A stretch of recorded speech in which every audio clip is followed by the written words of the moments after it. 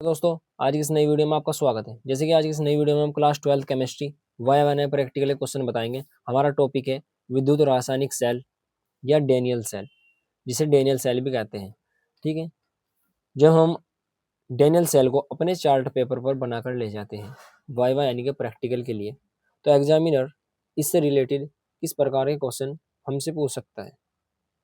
तो हम आपको पहले तो डैनियल सेल के चित्र के बारे में समझाएंगे आपको, फिर क्वेश्चन के बारे में बताएंगे आपको। ठीक है, तो सबसे पहले हम आपको बताएंगे डैनियल सेल एक विद्युत रासायनिक सेल है जो दो अर्ध सेलों का बना होता है। एक और दो अर्ध सेलों का बना होता है तथा ये दोनों लवण सेतु से जुड़े होते हैं। ये दोनों जो है लवण सेतु से जुड़े होते हैं। ठीक, एक अर्ध सेल में जिंक का धातु, एक अर्ध सेल में जिंक का धातु यानी कि जिंक की छड़ें धातु का, एक अर्ध सेल में जिंक धातु का इलेक्ट्रोड ZnSO4 के विलयन में डूबा रहता है। ये ZnSO4 के विलयन में डूबी रहती है तथा कॉपर की छड़ जो है CuSO4 के विलयन में डूबी रहती है, जलीय विलयन में डूबी रहती है। जबकि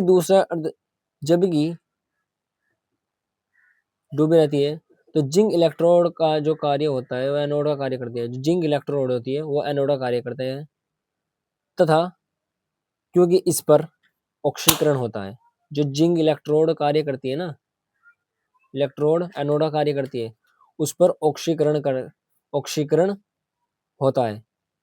ठीक है, और जबकि कॉपर इलेक्ट्रोड कैथोड का कार्य करती है, इस पर अपचयन होता है। ठीक है, अब क्वेश्चन आता है विद्युत रासायनिक सेल या डैनियल सेल क्या है। ठीक है, डैनियल सेल एक प्रकार का विद्युत रासायनिक सेल है जो रासायनिक ऊर्जा को विद्युत ऊर्जा में परिवर्तित करता है या बदलता है। ठीक है, क्वेश्चन नंबर 2 आया है डैनियल का आविष्कार किसने किया था, यानी कि डैनियल सेल का आविष्कार किसने किया था। डैनियल सेल का आविष्कार 1836 में यानी कि 1836 में ब्रिटिश रसायन विज्ञानी और मौसम विज्ञानी जॉन फ्रेडरिक डैनियल ने किया था। याद रखना ये तीन ने, ब्रिटिश का था वो। ठीक, जिसका नाम रसायन विज्ञानी और मौसम विज्ञानी जॉन फ्रेडरिक डैनियल ने किया था। क्वेश्चन नंबर 3 आता है डैनियल सेल में कौन से तत्व होते हैं।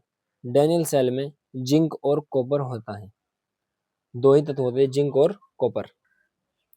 क्वेश्चन नंबर 4 डैनियल सेल में जिंक और कॉपर का क्या काम होता है। ठीक है, सबसे पहले तो हम आपको बताएंगे जिंक का क्या कार्य होता है। एनोड का काम करता है, यह ऑक्सीकरण होता है। आपको हमने भी बताया था जो जिंक की छड़ होते हैं वो ऑक्सीकरण होता है। ठीक है, और कॉपर के बारे में, कॉपर कैथोड का काम करता है। ठीक है, यह अपचयन होता है। क्वेश्चन नंबर 5 आता है डैनियल सेल का विद्युत वाहक बल यानी कि EMF कितना होता है। आपसे एग्जामिनर इससे भी पूछ सकता है, इस तरह भी पूछ सकता है कि डैनियल सेल का विद्युत वाहक बल कितना होता है, या इस तरह ना पूछकर इस तरह भी पूछ सकता है डैनियल सेल का EMF कितना होता है।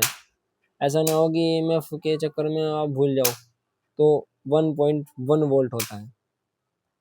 डैनियल सेल का इस्तेमाल कहाँ होता है, ये भी एक इम्पोर्टेंट क्वेश्चन है। डैनियल सेल का इस्तेमाल कहाँ होता है।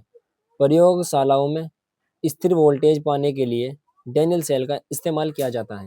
ठीक है, प्रयोगशालाओं में स्थिर वोल्टेज पाने के लिए डैनियल सेल का इस्तेमाल किया जाता है। क्वेश्चन नंबर 7 आ गया है डैनियल सेल में इलेक्ट्रॉन कहाँ से कहाँ जाते हैं। डैनियल सेल में जो है इलेक्ट्रॉन कहाँ से कहाँ जाते हैं। तो डैनियल सेल में इलेक्ट्रॉन जिंक इलेक्ट्रोड से सेल के बाहर कॉपर इलेक्ट्रोड की ओर जाते हैं। ठीक है, क्वेश्चन नंबर 8 आता है साल्ट ब्रिज का मुख्य क्या कार्य है। साल्ट ब्रिज का दूसरा नाम लवण सेतु या नमक सेतु भी है, जैसे कि मैंने आपको चित्र में बताया था, इस प्रकार से इसे कहते हैं साल्ट ब्रिज, जिसे लवण सेतु कहते हैं। ये दोनों आयनों को बनाए रखता है। ठीक है, क्वेश्चन की तरफ आ जाते हैं हम।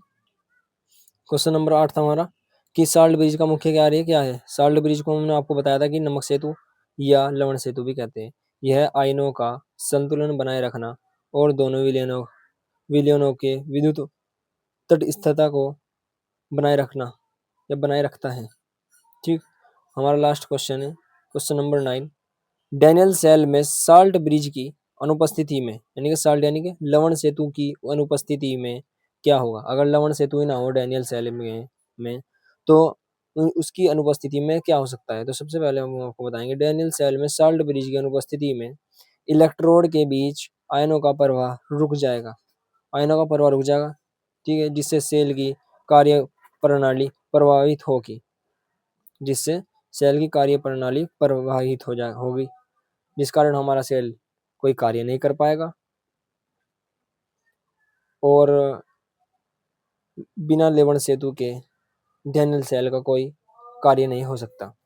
और आपको एक क्वेश्चन और बताना चाहता हूँ कि ऐसा नहीं कि एग्जामिनर इससे ही रिलेटेड क्वेश्चन पूछ सकता है, वे डैनियल सेल ना पूछकर कोई दूसरा सेल भी पूछ सकता है, या सेल ना पूछकर वह क्लोरोफॉर्म के बारे में भी पूछ सकता है।